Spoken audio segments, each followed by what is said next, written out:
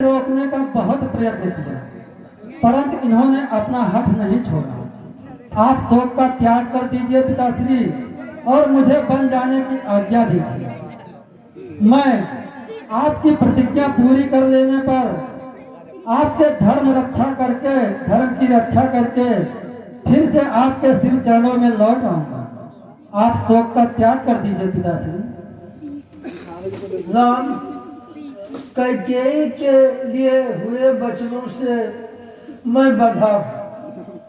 तुम नहीं, तुम वीर हो।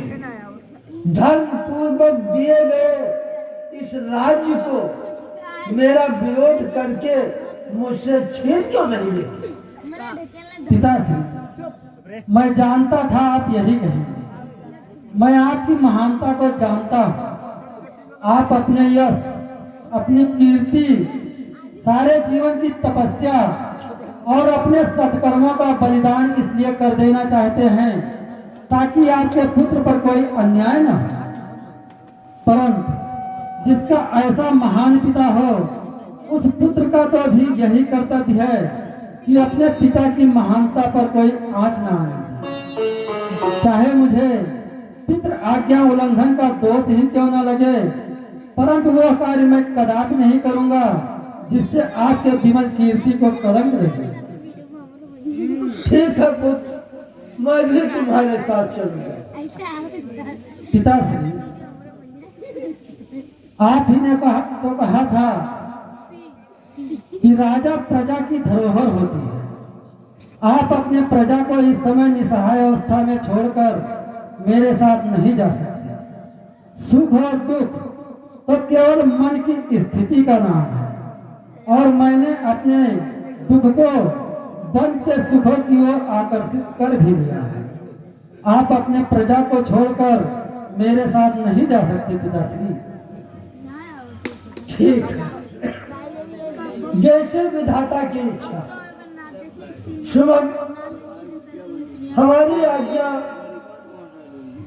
को राम के साथ चतुरांगनी सेना अंग रक्षक की भांति इनके साथ जाए और अन्न भंडार राजकोष आज जाए ताकि ये वन में सुख पूर्वक रह सके।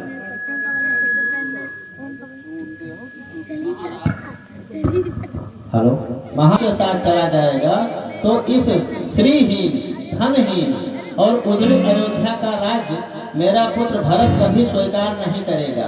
आप कान खोलकर सुन लीजिए, आप वचन हार चुके हैं और फिर राजा के आज्ञा के बिना कोई भी वस्तु राज्य के बाहर भेजने का क्या अधिकार रखते हो?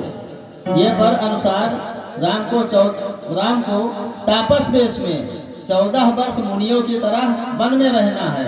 इन्हें तो राजसी अलंकार, वस्त्र, आभूषण सब कुछ यही त्याग कर जाना चाहिए। इसलिए मैंने इनके लिए मुनियों के वस्त्र मंगवा कर रखे हैं। आप ठीक कह रही हैं माता। मैं समस्त राजसी भोगों के साथ साथ अपने वस्त्र अलंकार का भी परित्याग कर चुका हूं। आप अपने आशीर्वाद के साथ ये वस्त्र मुझे प्रदान कीजिए।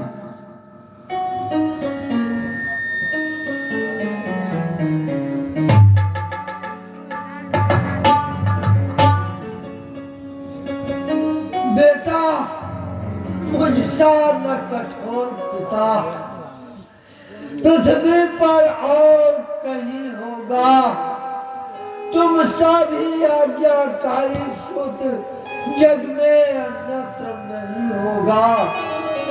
तुम घर का प्यार छोड़ते हो, मैं अपना प्यार छोड़ दूंगा। तुम छोड़ रहे हो अवधपुरी, मैं ये संसार छोड़ दूंगा। पिताश्री, हे पिता, कष्ट समयानुसार सब भांति सहन करना अच्छा। ये महामंत्र तो आप ही का है, दुख में धीरज रखना अच्छा। यदि आप विकल होंगे ऐसे तो हम सब घबरा जाएंगे।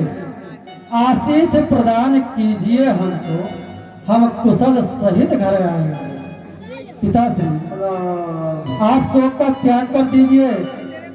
मैं 14 वर्ष वन में बिताकर आपके श्री चरणों में फिर लौट आऊंगा। आप अपने आशीर्वाद के साथ मुझे विदा कीजिए। बेटा, मैं आशीर्वाद देने का अधिकारी नहीं रहा।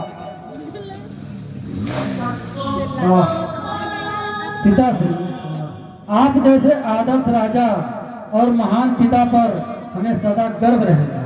आप शोक का त्याग। श्री राम, तुम जितना विलंब करोगे तुम्हारे पिताश्री उतने ही विचलित होंगे, इसलिए अधिक विलंब करना उचित नहीं।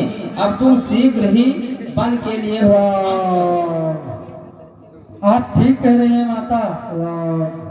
पिताश्री, वन जाने से पहले आपके श्री चरणों में एक विनम्र निवेदन है। मेरे जाने से मेरी माता देवी कौशल्या बहुत व्यथित हो रही है, इसलिए उनका ध्यान रखिएगा, उनको धीरज बंधाइएगा और उन पर अपनी कृपा बनाए रखिएगा। अब आप मुझे अपने आशीर्वाद के साथ विदा कीजिए।